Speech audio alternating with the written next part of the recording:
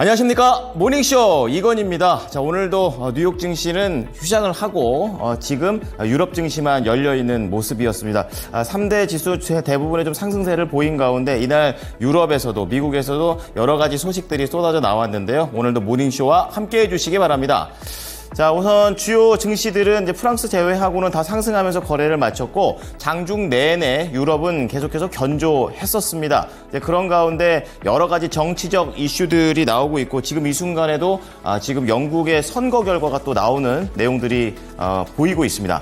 자, 그런 가운데 글로벌 헤드라인 보시게 되면요, 이제 이스라엘과 하마드의 화해 분위기가 조금씩 나오고 있다라는 첫 번째 소식이 있고요. 자, 그리고 미국과 중국 간의 이런 AI 반도체와 관련된 싸움 속에서도 엔비디아는 중국을 향해서 잘 물건을 팔고 있다라는 전망이 나오고 있습니다. 여기에 더해서 유럽 쪽에서는 중국 대리기에 앞서고 있는데요. 이제 본격적으로 전기차의 추가 관세를 부과를 시작을 했습니다. 자, 그런 가운데 유럽 증시 내에서도 여러 가지 특징주들이 있었는데요. 뭐 은행주라든지 에너지라든지 자동차 부품, 전반적으로 이러한 종목들이 시장을 이끌었던 유럽이었습니다.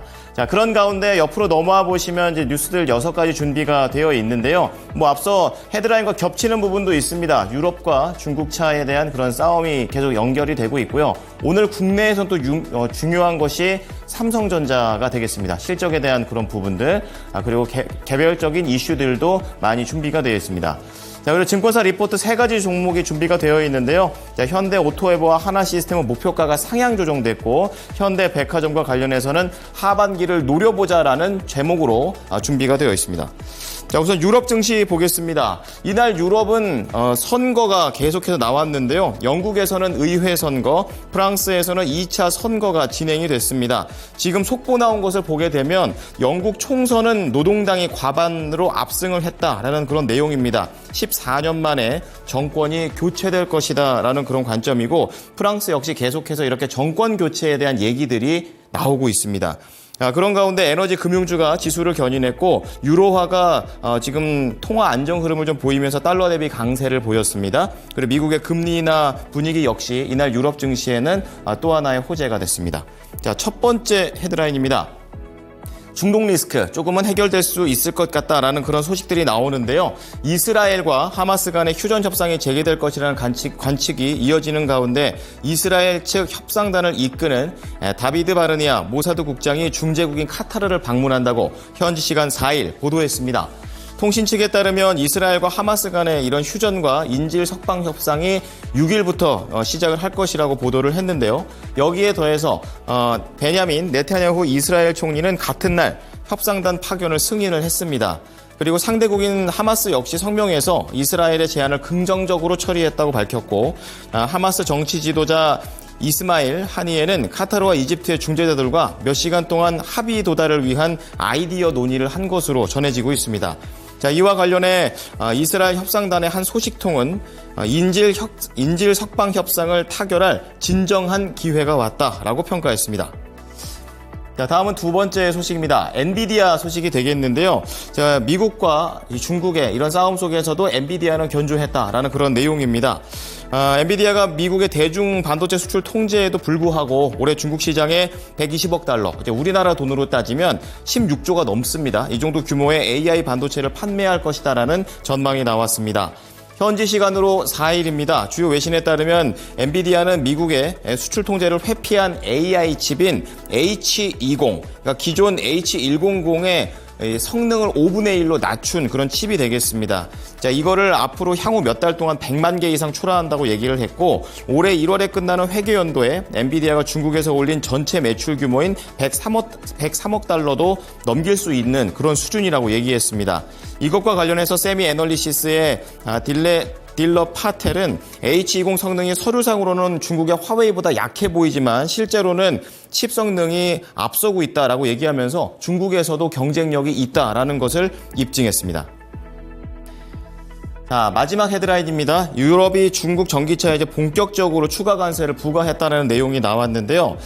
지금 중국 정부가 그 전에 경고했음에도 불구하고 그냥 유럽은 진행을 합니다. 최대 38%의 추가 관세를 부과한다고 현지 시간으로 4일 AFP 통신이 말을 했습니다. 발디스 돈브롬스키 EU 무역 대표는 우리의 중국산 배터리 전기 자동차가 불공정한 보조금 혜택에 힘입어 EU의 전기 자동차 제조업체에게 위협을 초래한다는 결론에 도달했다라고 얘기했고요. 이렇게 되면서 잠정적인 관세를 부과했다고 밝혔습니다. 추가 관세 부과는 곧 현지 시간 5일부터 발효가 되는데 27개 EU 회원국의 투표를 거쳐서 11월부터 5년 동안 의무적으로 부과하게 됩니다. 자, 이와 관련해 중국은 지난달 돼지고기 수입에 대한 반덤핑 조사에 착수했다고 얘기를 했고요. 스페인의 수출을 위협함으로써 보복할 준비가 됐음을 시사했습니다.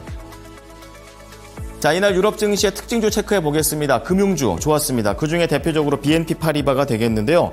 이 극우 정당인 RN이 과반수에 크게 미치지 못할 것이라는 선거 전망이 나오면서 안도의 한숨을 쉬었습니다. 이날 BNP 파리바가 종가 기준으로는 1.9% 올랐고 스탠다드 앤 차타드라든지 로이드 뱅킹 등 영국의 금융주들과 프랑스 금융주들은 전반적으로 2% 중반대의 상승 흐름을 보여줬습니다. 자, 그런 가운데 콘티넨탈 하나 더 보겠습니다. 독일의 자동차 부품주가 되겠는데요.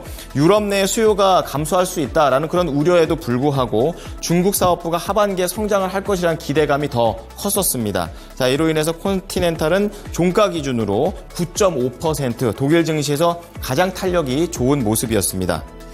자, 세 번째는 폭스바겐 체크해 보겠습니다. 자, EU의 중국 무역 긴장 소식에도 불구하고 가격 인상은 시간을 두고 결정할 것이다 언급이 됐습니다. 독일 증시 종가 기준으로 1.0% 오른 107유로에 거래를 마쳤고요. 마지막으로 인피니온 테크놀로지가 되겠습니다. UBS가 매수 의견을 유지한 가운데 향후 전망을 긍정적으로 언급한 보고서가 발간이 됐습니다. 그렇게 되면서 차별화되는 내용 속에서 독일 증시에서 0.7% 오른 34유로에 거래를 마쳤습니다.